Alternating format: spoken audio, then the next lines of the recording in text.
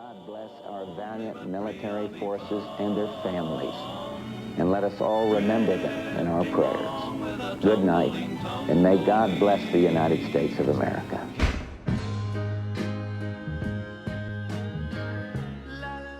Nothing happens by accident in The Big Lebowski.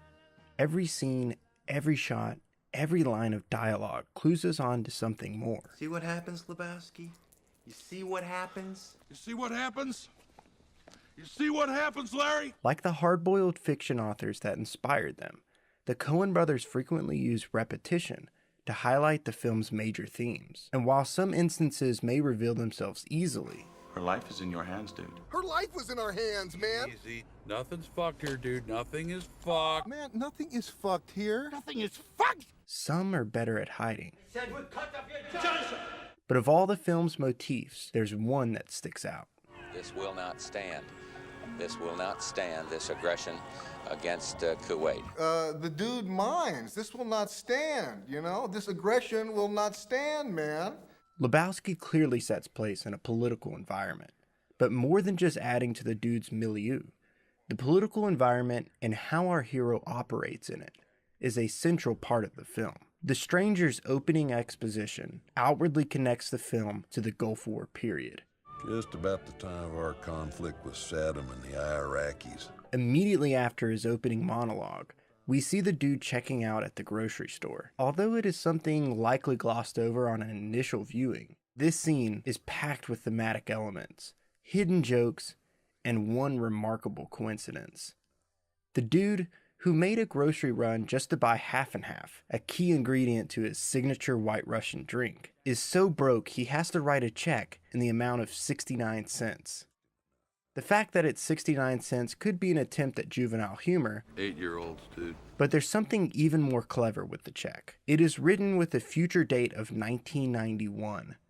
We know this is a month in advance because the TV broadcast of President Bush is from an interview on August 5th of 1990, just days after the Iraqi army invaded Kuwait. The dude is so poor, he's hoping his check for less than $1 will be cashed months later. But there's even more. The exact date of the dude's check is September 11th, 1991, a decade before the assault on the Twin Towers. This is undoubtedly a coincidence, but it's scenes as rich as these that immortalize the Coen brothers. In just a matter of seconds, the scene has reinforced the Gulf War setting. It told us the dude is broke, shameless, and a fan of lactose. And at the same time, it accidentally foreshadows the events of 9/11 that would ultimately lead to another Bush administration invasion of Iraq. But the Coen brothers' ingenuity doesn't end there. Not only do the filmmakers frequently mention Saddam Hussein throughout the film, Look at our current situation with that camel fucker in Iraq. they also directly include him in the dude's dream sequence. In what at first appears to be a random cameo, the way the Coen brothers include the dictator is probably more calculated than flippant. Consider the name Saddam. When the second syllable is stressed, like Saddam, the name translates to learned one. George Bush, full well knowing of this, deliberately stressed the first syllable instead, with a more nasally sound. With Saddam Hussein. Saddam Hussein. This was probably done to ridicule Hussein, or perhaps link his name with the English word Sodom, or sodomy.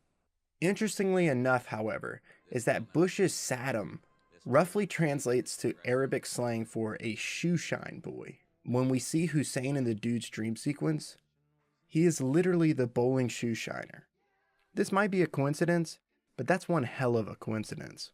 But of all the Middle Eastern tie-ins, there's one that stands out the most, and it's at the heart of the film's convoluted narrative. Arguing that a film centered on a bum's quest to recover his soiled rug is actually an allegory for the first Gulf War may seem like a stretch at first. Yeah, well, you know, that's just like, your opinion, man. But the more you explore the film, the argument becomes more and more convincing. Take, for instance, the type of rug at the center of the story. This type of rug was made popular by the Persians and is an iconic part of Middle Eastern culture. Kuwait, an area in between classical Persia and Arabia, is a small piece of land that links the two major halves of the region. It literally ties the Middle East together. That rug really tied the room together, did it not? It's important to take a step back here and say that no one is arguing that The Big Lebowski acts as a direct metaphor for the Gulf War, where the audience could draw a one-to-one relationship between real-life history and the fictional events of the film. The goddamn plane has crashed into the mountain! A film as rich as Lebowski doesn't limit itself to just one single interpretation. The rug is one of many symbols throughout the film, and it's through the characters' interactions with it that we are able to draw real-world meaning. Along with being a Western and a noir, The Big Lebowski operates as a buddy comedy.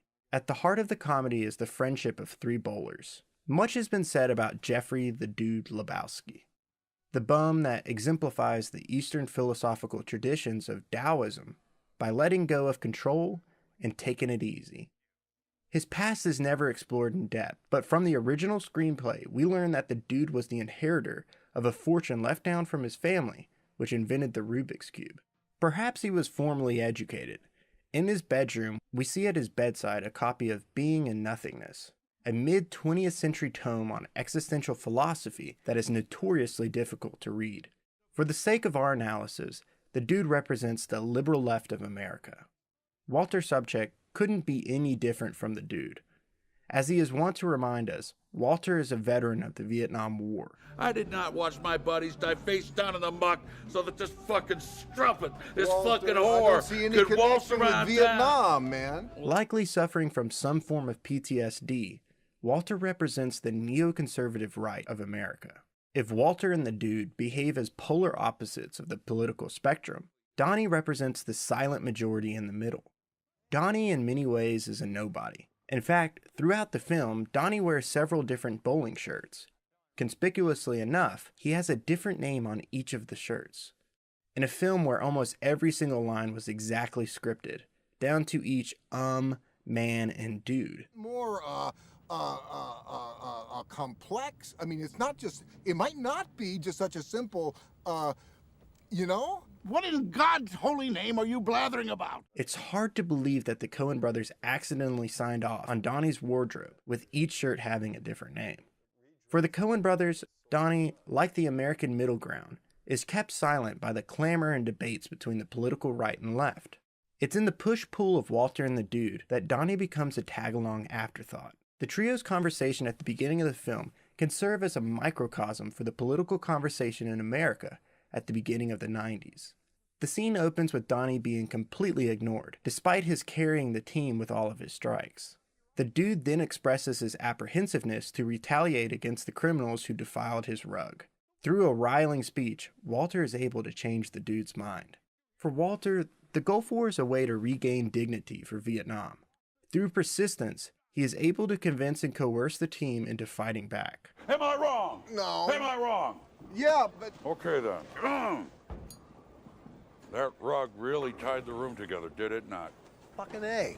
This guy peed on it. Donnie, please. Now let's look at the American public before Operation Desert Storm. Like Donnie and the dude, the silent majority and the political left were unconvinced that military action against Iraq was worth it. After a serious effort by the political right to convince others of the need to oppose Saddam Hussein, Gallup polls showed a 27-point swing in public support, with the majority of Americans now in support of military action against Iraq. The Big Lebowski, like the Gulf War, ends abruptly. After all the mix-up, Walter and the dude are relatively unchanged. Donnie, the story's true victim, is just as silent at the end as he was in the beginning. The entire plot of the film unfolded after drawing a line in the sand.